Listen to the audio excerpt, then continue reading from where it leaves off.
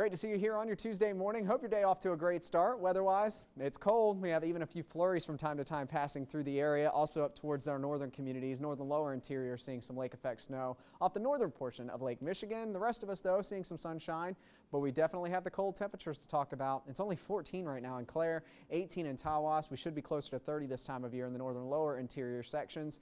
The rest of us along in south on 75 into 69 corridor, we should be about 32 this time of year. We're only into the low 20s. So anywhere from 10 to 11 degrees colder than average right now is where we're at in Flint at 21, 23 in Saginaw and Bay City, 21 in Alma and Lexington, and 22 in Caro. We still have to contend with a little bit of a breeze out there, so that of course is giving us a wind chill. And the wind chill right now is in the single digits in Tawas and Clare.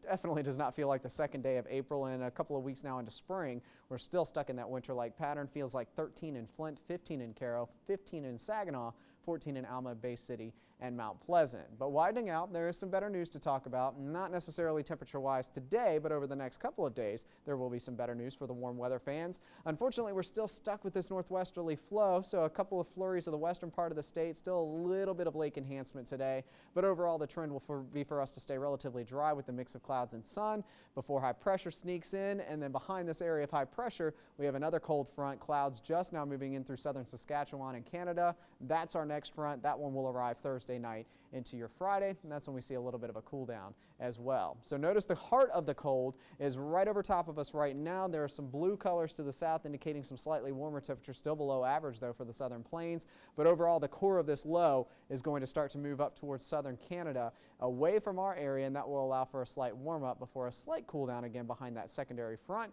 And that front not arriving for a couple of days, meaning that we'll have some sunshine today, high temperature at 38, high pressure bubble to the west will stay to the south of us, and high pressure has a clockwise rotation around it. So with it being to the south, our winds turn more out of the west. So tomorrow, instead of being out of the northwest, they'll be out of the west, and that'll allow temperatures to climb into the low 40s as opposed to the upper 30s.